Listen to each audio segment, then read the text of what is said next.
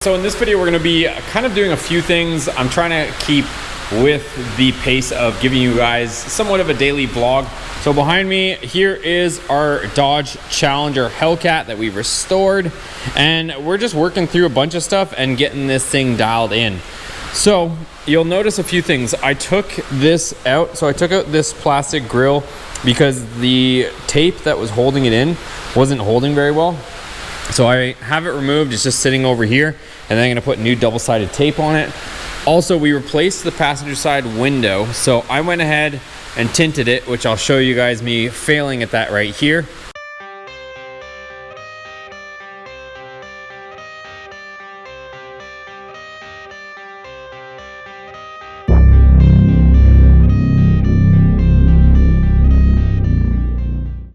So I ended up going through two sets of tints. The first one actually that I got was way too light. It ended up being 20%, which I thought was dark enough, but I was just trying to match the other window.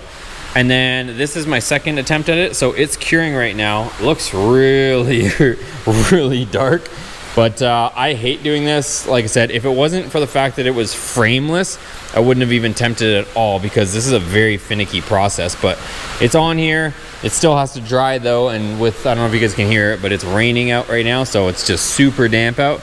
But yeah, at least we have two matching windows. A few other things as well. These front brake rotors are absolutely hammered, like warped like crazy. So this whole thing shakes when you hit the brakes. These were the original rotors and pads that were on the vehicle, and now that I think of it, the fact that they went through the inferno probably didn't help anything. So I'm guessing either kind of combination of previous owner smashing on the brakes, or, and it's very high possibility, the fact that these went through the fire, they probably were in a lot of heat and probably warped them as well.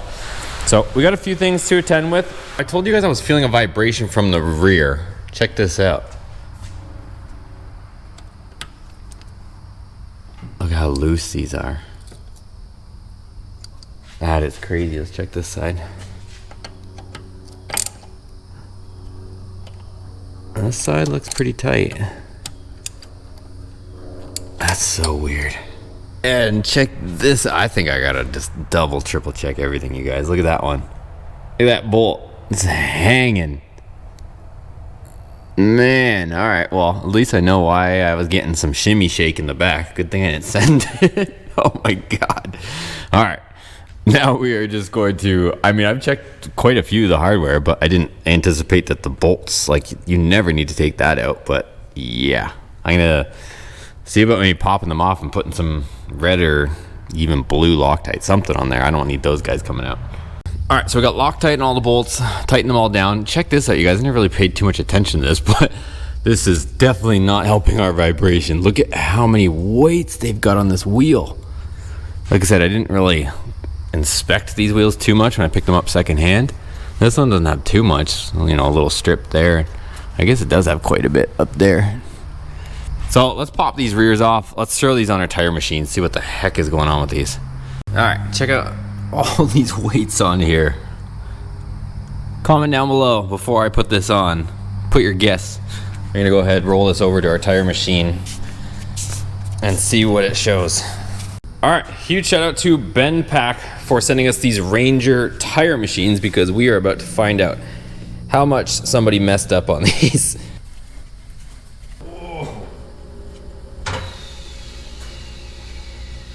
Let me show you guys first. Look at how much it's off. Let's see if it's off where outer.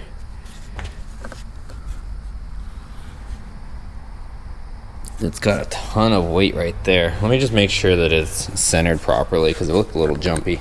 All right, check out the flat spot in the tire. I don't know if you guys can see that. Right there. It's crazy, these soft tires from, you guys see that? Like, look at the tire moving like crazy.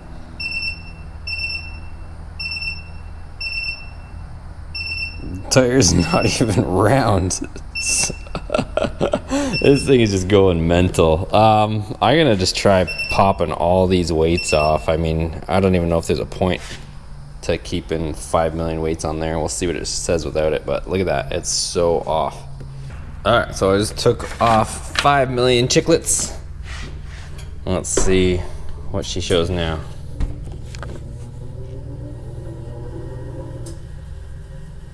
That thing looks so off. Oh my God. Guess there was part of a reason for all those on there, but this thing is just dancing. All right, well, I'm at a bit of a loss as to what the deal is with this one. Let's try the driver's side one and see how bad it is. Man, check this out, you guys.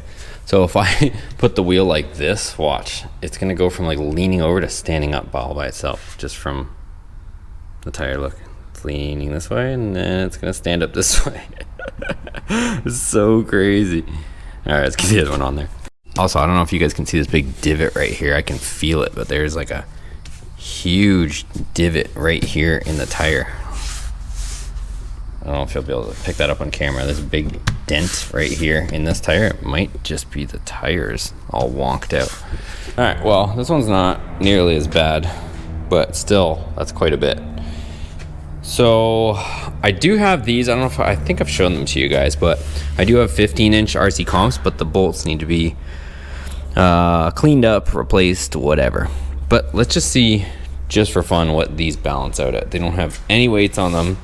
They even have scrape marks from a previous owner. But let's see what these look like, just for fun. All right, let's see what the RC comps look like. Tire's a little jumpy, but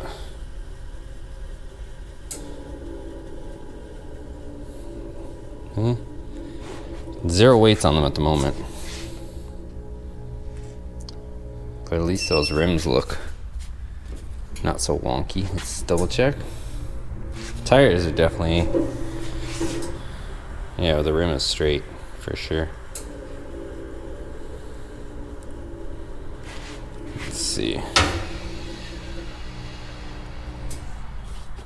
Let's see where it wants to weight. Probably all just in that one spot where it's jumping. So it wants 2.5 there. Yeah, it's pretty much probably where it's just jumping. So after you do a nice little burnout, it would probably balance out.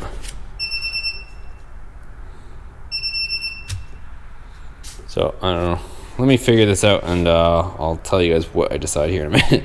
I removed the bolts. You guys don't need to see that, but used this product, CRC Evapo Rust. We let them sit in this solution just overnight, nothing crazy, and then the rusty bolts came out rust free, and now we're using this process where you heat up the metal, steel, hardware, bolts, whatever, and you dunk them in oil. So you heat them up, dunk them in oil, and then they come out looking like this, and they're supposed to not rust. So far the process has been going awesome. Let me show you how I did it. All right, so bolts are looking nice and clean. Now I'm just messing with these rims and trying to clean them up as much as possible. So they definitely have seen better days. So I just took my polisher, made a quick round on them. They cleaned up quite a bit, but there is some staining that I don't know will ever come out of this anodization. You can see like somebody maybe used some harsher chemicals on them, but they don't look terrible either. If you look at this one, that one was the worst of the two. If you look at how this one looks, see how this one's really dry and ashy looking. So definitely made this one look a million times better. But let me mess with the other one. I'll probably polish the other one up too, get it half decent, and at least we can get them to where they're presentable to put on. All right, so check out the difference, you guys. Look at how shiny that is compared to this dull surface. So again, you can see where I've gone to. I mean, it still has its imperfections, but like, look at how ashy this looks compared to over here. So I saw this online. Pretty cool little trick. I didn't know that you could just take some polishing compounds to anodization and, you know, make it look that much better. Like, that is a huge difference compared to over here. Hopefully you guys can see that whole difference there. So we've got a forced induction stage 2 upgrade kit for our chiller. Over here we've got pads and brakes for our Hellcat, so we're going to be putting on power stop stuff, just a bunch of stuff. This over here, this bubble wrap table, I'm going to be talking about that in a separate video, so if you guys are here for Corvette stuff, go check out that video. What I want to do right now, though, is just a little bit of housekeeping stuff. If you guys remember, when we first got this shop, this door had a string to pull up and open. I installed that opener and put it in, and it's been working awesome. So it's a side-mounted one. I just picked up locally off Facebook Marketplace another side-mounted opener. So I'm gonna pop it on right there because this is the main door I've been using in and out since our race trailer is outside of this door. And it's just been a pain in the butt constantly having to open and close it manually. So I've got it, it's over here. Here is this. So I think I actually have a video of installing one of these, but I'm just gonna rip through it, show you guys, but just another thing in the shop that needs to be done.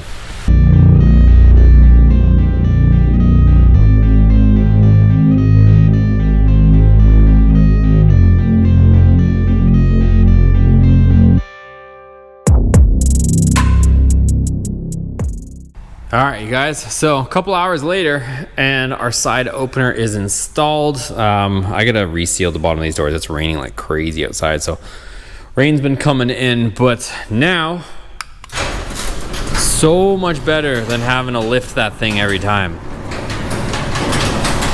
If I could only count how many times I've probably lifted and shut this door, it would be ridiculous, but that's super nice. It's all in the app on the phone, and now I can actually drive in and out of here without having to manually open and close that door every time. All right, next up on the list, we've got our billet differential. I've got to put it in this crate so they can get shipped off, and it's getting rebuilt or whatever it needs in there, but I got to get it in this crate. Luckily, this was the original crate. My buddy Travis ended up sending me the crate so that I can just bolt it in and not have to make that, essentially. So let me bolt this in here, get it all straddled in there, box it up, and then she'll be ready to ship off. All right, well, she's all palleted up, you guys, so I'm gonna put the lid on it, and then she is off. And that's the last time we'll see it for a few weeks at least. Okay, so box is ready to go, and then this was the end result with these RC comps, you guys. So I cleaned them up tremendously. If you guys remember seeing them at the beginning, they were horrendous looking. So after we cleaned all the bolts, treated them, and then I polished the wheels, now we've got these are really clean looking 15s. Pretty decent looking. These tires have to be changed, but at least they're mountable, because that's the other thing that also has to be done if there wasn't enough to get done. And we're still gonna do this. I gotta talk about this in a second. So these I'm gonna have to take off. At this point, it looks like I'm gonna have to unmount the tires and then double check them, but I'm like 99.9% sure the rim is bent. You can see it on the tire machine. And then see if we can do anything with those from weld, or I'm gonna send them off locally to get them hopefully fixed, see what can be done there. I'm just trying to wrap up a few things, you guys, on this and our vehicles so I can get started on the 426 Dakota. So the heads are at the machine shop. They've been CNC ported, and I have to build the short block, and then obviously have to build the entire truck. So we got quite a bit of stuff to do on this, as you can probably imagine. Full interior, full engine bay. I still want to lift the cab off, paint the frame. We already painted the back half of the frame. If you guys remember, originally we cleaned it all up, painted it, but the front half never got painted, but it definitely got dusted with gray paint. So I just want to pop the body off, pop it off, paint that frame so that it looks decent. You can see how it's got just overspray on it everywhere, and then we can start putting everything in this. But there's a lot of hours I have to go into this. But if that wasn't enough, you guys, I ended up having to go to the hospital this morning because I thought my appendix was gonna burst. I've never obviously had that. I think it's a once in a lifetime deal, but I was getting all the symptoms. I had the worst pain in my lower right abdomen area, like down here. And if you guys have heard about like the horror stories, you can't like wait that. Like if it bursts inside, and you can really, like, some people die from it, from appendix burst and just everything spreading inside internally in you. So I got a little bit spooked. Like I said, I was in pretty severe pain, enough to like wake up in the middle of the night. And then I ended up going to ER, and they ran a bunch of tests on me and poked all my arms with IVs. I still have this one They ended up poking both the inside of my elbows. I don't know if you guys can see that one little dot still there, the blood dot. And then they had to put a third one in my forearm. Ran a bunch of tests and they couldn't find anything wrong with me. That's like the worst, especially like with cars. Like I like to know what was wrong when something gets fixed. But they ran a CT scan, blood work, every other sample they could possibly pull out of me. Everything, you guys. They had me peeing in cups. Couldn't find anything wrong with me. So I don't know. I'm hoping tonight when I go to sleep I don't wake up feeling like I'm gonna die again. But it is what it is, you guys. Like I said, I'm putting in work for you guys, and I wanted to get you guys out a vlog, update you guys on what's going on. But yeah, it's just been absolutely mental. I pretty much, today was a write-off again. So just lots of stuff to get done, but we're still plugging away even with hospital bandages on. We're still getting stuff done. So thanks for your continued support, guys. Go check out shopboosted.com. I've got merch over there, shirts. I just ordered a ton of hats, you guys, so we should have those ready in about 30 days or so, give or take. So some of you guys were asking about getting some hats made. I got hats being made. They're gonna look pretty badass. We've got snapback hats, and then we've got the big sun hats coming again. So you're gonna have a bunch of stuff. Also have to get this ready for LS Fest. It's crunch time, you guys, crunch time. So thanks for watching. Smash that thumbs up before you take off. See you guys on the next one.